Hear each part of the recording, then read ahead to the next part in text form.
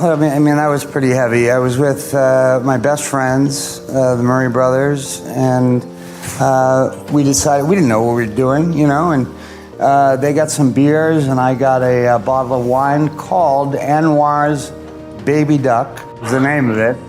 And I drank the entire bottle and lay in the ground and looked at the skies and just felt better than I ever had in my entire life. And I thought to myself, this is probably what normal people feel like all the time.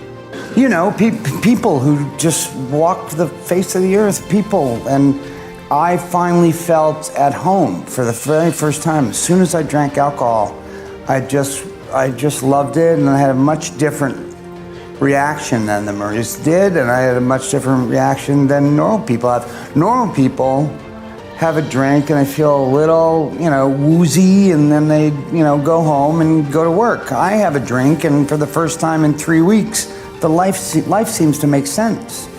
And why would you not want to drink if that happened to you all the time? You know, I didn't understand it at all because I was 14 years old, and I didn't know what was happening to me. I just knew I had some issue with this thing. And it's a progressive disease, so it gets worse and worse as you get older. So you'd think I would have a drink the very next night, but I didn't.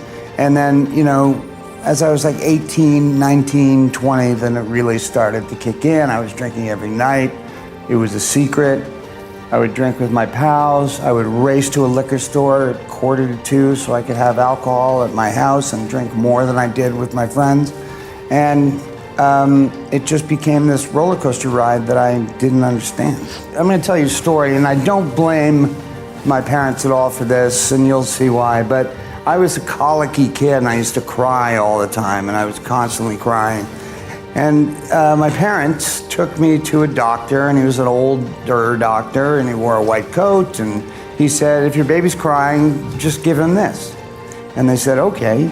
And it was phenobarbital, which is a major barbiturate and a very addictive thing. And I was 30 days old. And they gave it to me for 30 days. So from 30 to 60, and there's pictures of me looking like knocked out.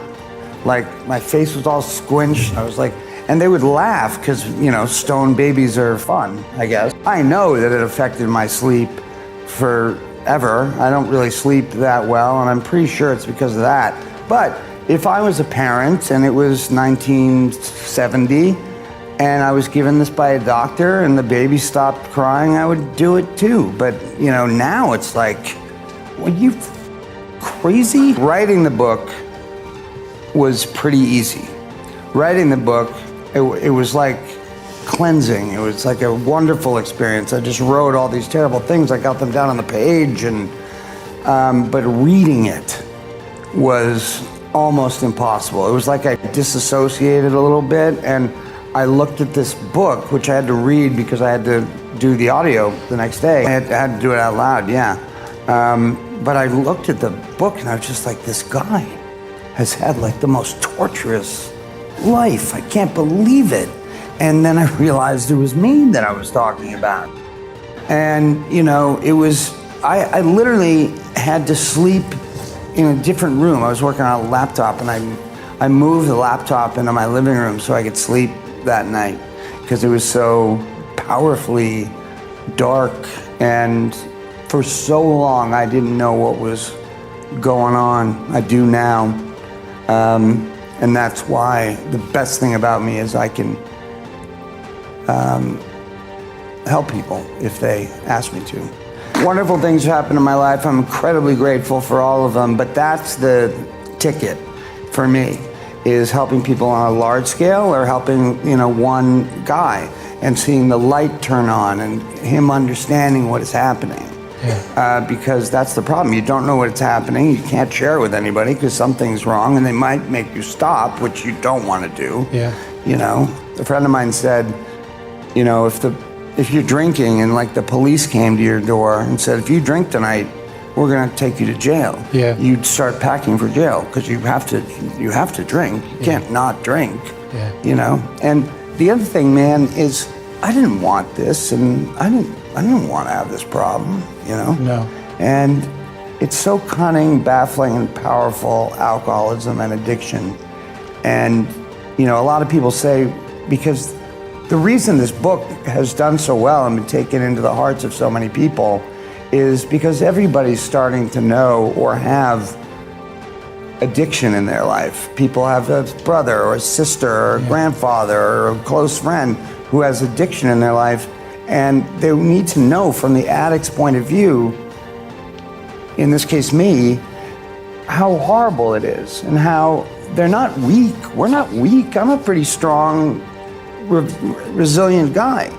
But it has nothing to do with weakness. It's a disease that we have, and we don't know that we have it. And if somebody says, just stop, you know, you want to punch them in the face because they don't know, you know. Nancy Reagan had this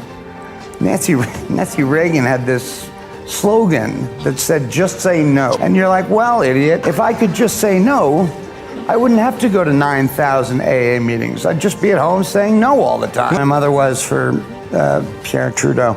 And she was beginning to become a little bit of a celebrity herself, being seen with him a lot, you know. And I always have this image of this big ballroom, like this room like this big ballroom, and my mother walking in and taking all sort of the glory because she was beautiful and people just knew her, and I was like 5 feet behind her, and all I wanted was for her to turn around and, you know, focus on me and like be with me. You took me, and it's I want your company. I want you to help me. I'm a kid, you know, and she never really did that. And what I've realized as an older guy is that I still do that a little bit. This is all part of addiction and all that stuff, but I still want the unavailable, the person who's not turning around. I still like want that person to turn around and notice me. And that forms, as a guy who doesn't drink or do drugs, that's like a little bit of a drug for me when a girl goes, I don't want you. Oh, no, I do want you. You know, it's a little bit of a drug for me because all I wanted was for her to turn around or mention me on the news or whatever. Yeah. And she, you know, she didn't do anything wrong. She was just doing her job. But that's something that, you know, from a young age, it hurt me. This is not fixing this problem that I have. How is that possible? And I wanted to finish the Craig Bierko story because it was really pivotal and it was important. So Craig Bierko, after he didn't get Friends, and Friends was on for 2 years and was a massive hit, Craig didn't speak to me for those 2 years. I would call him, he wouldn't return my calls, and he just didn't want to be my friend anymore. So 2 years into it, he called me up on the phone and said, can we meet? I'd like to talk with you. I said, of course, yes, great. So he came over to my apartment and he said, I'm sorry that I have not called you in 2 years. I could not handle that you got rich and famous on a show that I turned down. We were both good enough to get that role. And I said, of course we were. But let me tell you something, pal. It doesn't do what we all thought it would do.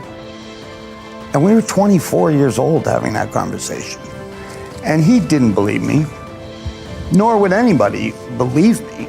But it was true. That's why I said to him, I wanted to help him out. I wanted to say, you know, it doesn't solve the problem. You know, Jim Carrey did a really good quote a couple of years ago, a few years ago, and he said, I want everybody to get their dream, all their dreams come true. Everybody.